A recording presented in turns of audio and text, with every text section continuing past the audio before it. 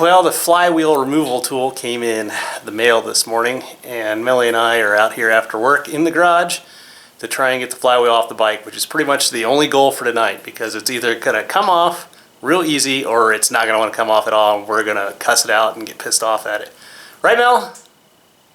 Yeah. So here is the tool to remove the flywheel. Before you say it, yes, it looks just like a regular old bolt, but it's special hardened. And it's got a little bit of a taper on the end of it, so it fits in the flywheel like it's supposed to. See if Mel extricates it. So it's an M16 by 1.5 right-hand thread. But it being nice and flat on the surface and it having this little, I don't know if you call that a taper or a chamfer, that's much harder than your standard hardware. As a matter of fact, this would make a lousy bolt because it would probably break. But because it's so hard, it can push against the end of the crank to help extricate the flywheel here. I shoved this extension in there and wedged it against the frame so I can put pressure on that strap wrench. So you go ahead and take that center bolt off.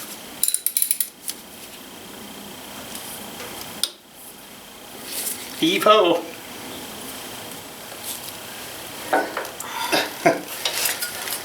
Here, do it this way. Let me give you a hand. You push it in. I gotta hold on, let go of it for a second. Let me get it down so I can, yeah. Okay, now push it in. Ready?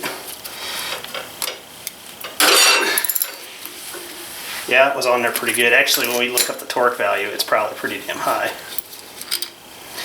Alright. See that, dude? Also note, you pick that bolt back up. Mm-hmm. It's just the torque that holds it on. There's no thread locker or anything on that. Just as a FYI to ourselves. And I just got this extension, this long extension crank through the frame. Inside of there is the end of the crank. I'll hold that light. Mm-hmm. So this part bears against the end of the crank but threads into the flywheel. My understanding is you're going to put tension on that bolt, and I'm going to try and hold the flywheel. So go ahead and start tensioning that with that breaker bar. And then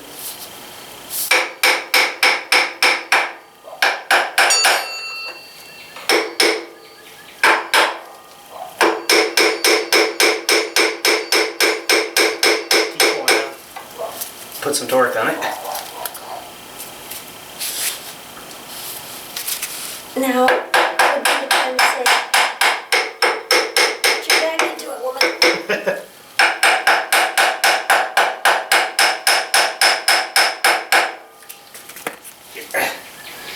I might have to keep tension on the trade places. Mm-hmm. All right, let go. I got it. I need to be where you're at.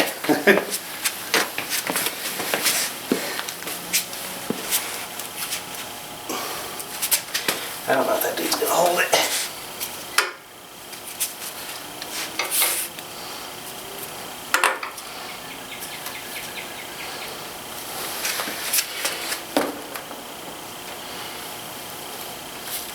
I gotta put some tension on that bolt first. That's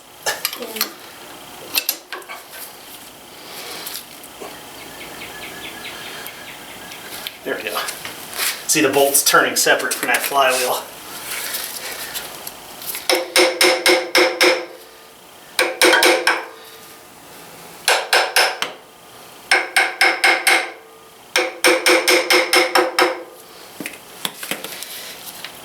And supposedly we just do this a little bit at a time. You good on that? Mm-hmm. Yeah, it's lodged against the frame.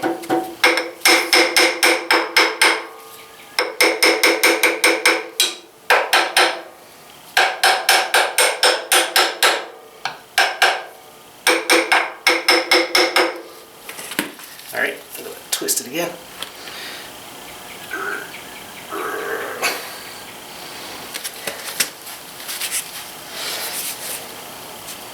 It is moving. Mm-hmm. The end of the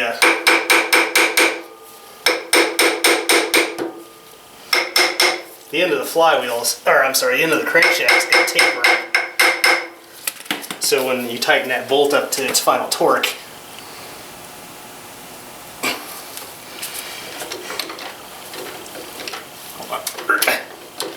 Get out there, you biatch. There it is.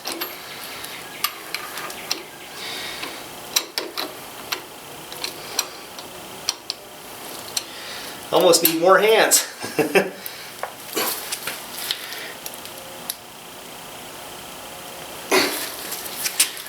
Oh, hold on. There we go. That rubber can't slip out of there or it's going to go flying.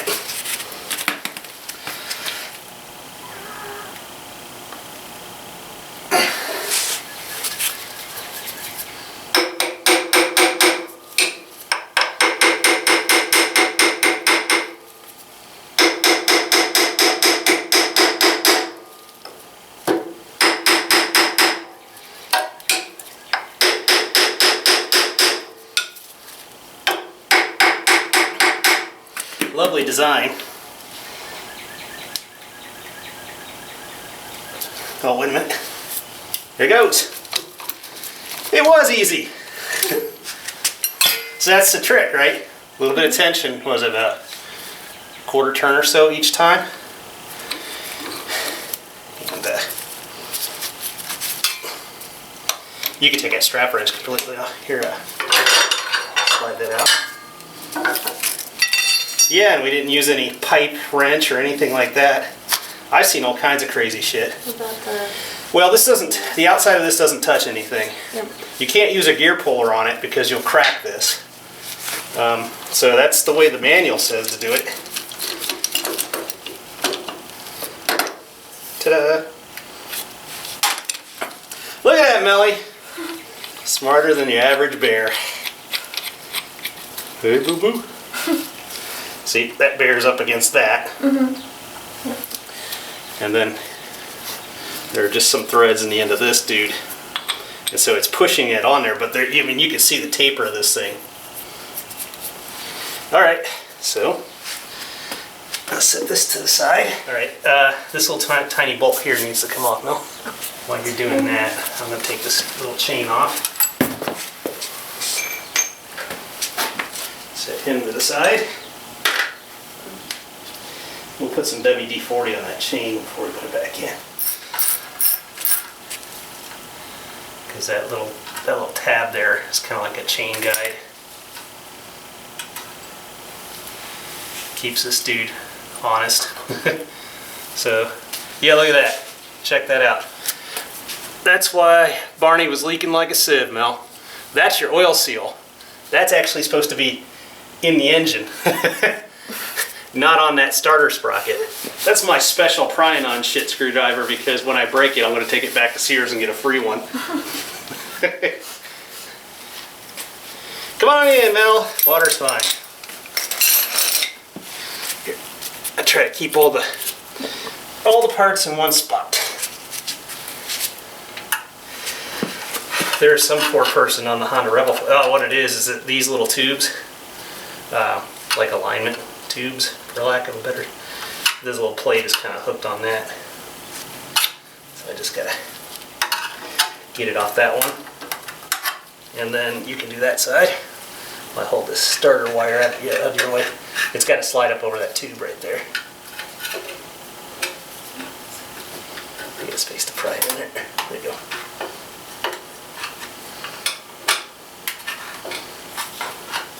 Wiggle, wiggle, wiggle. Keep going until it's free. There we go. So now, the only thing holding it on is the old gasket. Just examining that.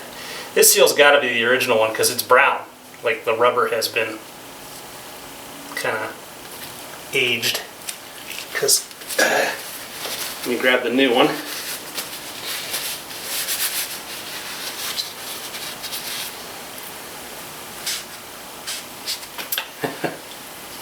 There's the new one. Got the ears upside down. It's got the same number stamped on it. It should be because this is a Honda part. Alright, so the trick here is I gotta clean all this out. The oil off of that bit here.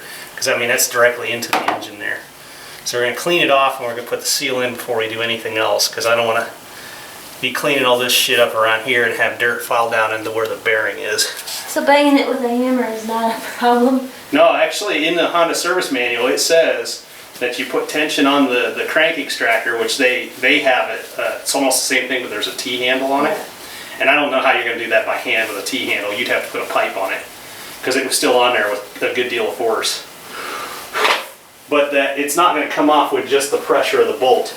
You have to hammer it to shock it. Actually, if you had an impact wrench, which kind of does the hammering for you, it would probably spin right off with that tool. So yeah, just spray that onto the paper towel and then clean up the seat. That's the race. And I think what happens is because it's aluminum, the more times you have to fix the seal, the easier it is for the seal to pop out, because the frame of the seal is steel, but the race that it seats into the engine's aluminum. Right there? Yeah. Well, we're going to change the oil on the bike anyhow because it's all drained out. But that needs to be clean, clean, clean. Millie's legit, yo. Not only did she have a breakdown on her bike, but she's fixing it too. And honestly, I mean, I would have had to have had some help pulling that sucker off because you just don't have enough hands to do it by yourself. So even if it wasn't your bike and you weren't riding, you'd still be out here helping me to fix it. You're looking right into the guts.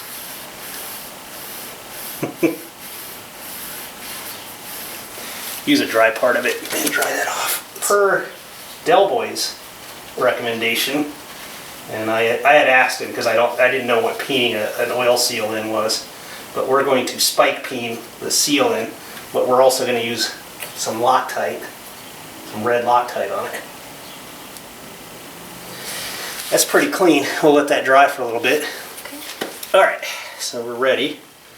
So just take that, just put a little bit on your fingertip. That's the red Loc-Tite. You can just leave it there, it's not going to run out. Just that outer edge, yep. Just a thin coating. Now some of that's going to get displaced, but it just needs to be a thin coating. We don't need it like gushing into the engine and all that jazz. Alright, that's good. Now set it back down on a paper towel and wipe your gloves off. And grab your seal again. Push that dude in there as square as you can, with the flat side facing out, just like you got it sitting there.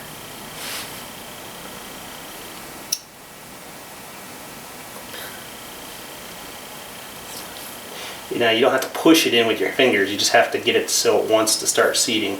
And it's going to be a tough push, so yeah, give it a shove. Probably have to use your thumbs on both sides at the same time. We'll grab Barney here, stabilize it. Yeah. Yeah, push that bottom edge. The bottom corner of that, push it more. You don't want it to go in crooked. Oh. Like that. Like that. Slippery sucker, isn't it? Give it a shove. Mighty thumbs. Alright, that's probably good for now. Alright, now that's in good enough that you can use our specially designed tool for fork seals. Also, will fit for the seal on that. So, I'm going to hold that square. Alright. And just light taps. Hold on. Let me get back centered here. Okay. Drive away. Well, that is good. Alright, so now here comes the part where I'm going to switch you places. So what I'm going to do is I'm going to spike peen this. And I'm just going to, there's like a very tiny little lip here where that seal mounts in. I'll lay down here. Do this. Scooch this back.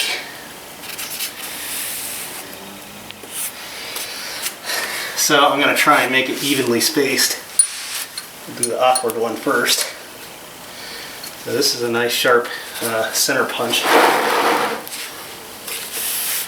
And they're not going to be perfectly centered, but what I'm doing is there's a little ledge here on the race. This is going to go into that soft aluminum and it's going to create a dimple, like a center punch dimple. Right. But it's going to displace just enough metal to keep that staked in place, and then if we ever need to remove it again, we can go with either a flat chisel and knock those ridges off, or just get in there with a file and then pop that out. I mean, Really, anytime you pull these seals out, you're destroying them anyhow. They're like one-time use jobs. So, probably about a 45-degree angle. Thanks, Mel. I was just going to say, could you raise? That's the one right there. That's the perfect one. Bring that camera in. I want to zoom in on that. This one right here is what I'm looking for on each one of them. There's just a little tiny depression of the metal that's stuck up on either side of where it's been spiked with this at about that angle. And so that little bit of displaced aluminum is going to prevent that seal from backing back out. But if I, later on, if I need to change it, I can use a flat chisel and a file, like I said, and you can knock these off. And you don't need 1,000 of them either.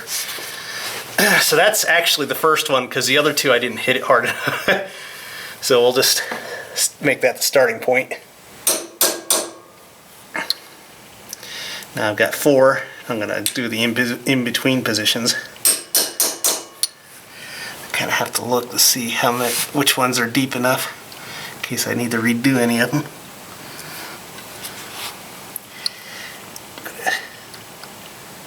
You can actually feel that one.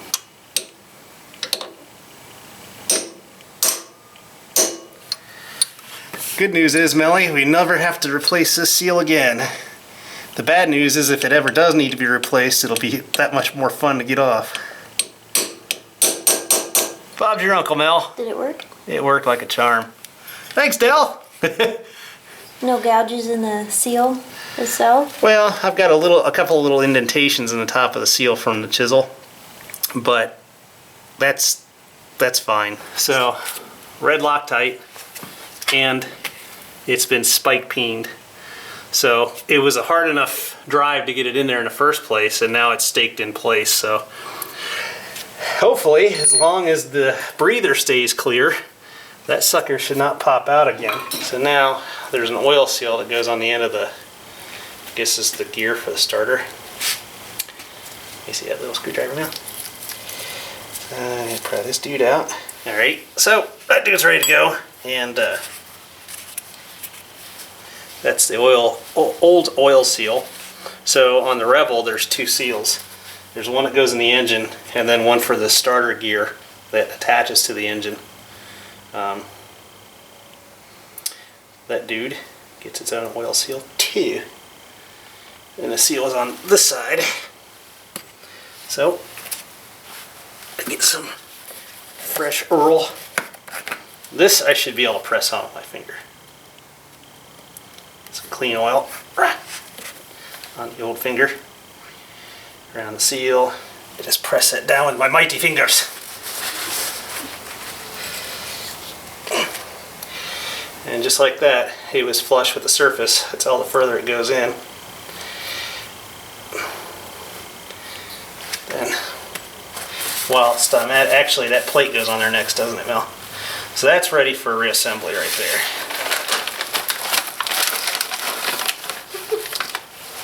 Open your mouth, Mel. Who knew you were hand-fed? Melly gets snacks for good work.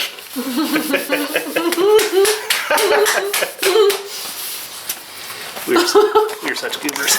This flange here, there's a paper gasket that goes on this. Oh yeah. You just need to clean it. You're gonna clean that, and balls. Figures I got sat down just as I need to get back up. Yeah. Shake your hoe, women. This is way better than watching Game of Thrones, whatever the hell that is. I hear that's on the TV now. Yes. For a cleaner. Let's see if that doesn't soften it up. Hit me. Wanna get high? No. You got more gasket material on the stator cover itself. All that's gotta come off. Methinks that it's probably getting late enough that we can call it quits and work on this some more tomorrow night. Hey, we got mission accomplished, so that seal came off. I'm a happy camper about that.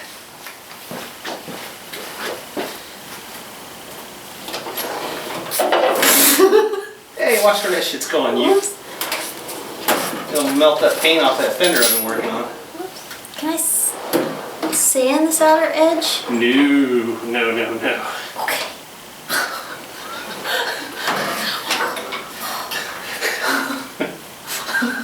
You are a turd, aren't you? Oh no. I guess not. Don't beat me. Okay. Don't beat me. No.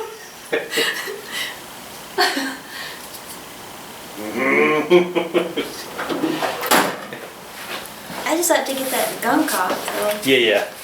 Well, it's aluminum, right? And we don't want to sand it. Oh, okay. Let's see.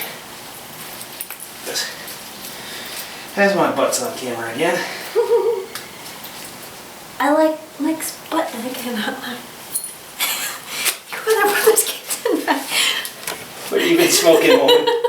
I had a gasket scraper. I have no idea what I did with it. So we got the crank seal off the bike and we got the new one installed. And we're done for the night because we gotta work tomorrow. At any rate. So that's how you get the stupid... That's how you get that damn crank seal off. You don't just reef on it on that bolt because just turning the bolt on its own is not going to get the flywheel off. The flywheel actually came off relatively easy. I mean, it was a two-person process. You were laying on that bar holding the flywheel in place, and that's not peace out, that's two. I know. Anyhow, so yeah, we've got to clean up all the gasket surfaces and then put it all back together and then put oil in it and then Barney's fixed. Doesn't sound too hard. Anyhow, see everyone later. I'd get it one piece at a time, and it wouldn't cost me a dime. You'll know it's me when I come through your town. I'm gonna ride around in style, I'm gonna drive everybody wild, 'cause I'll have the only one there.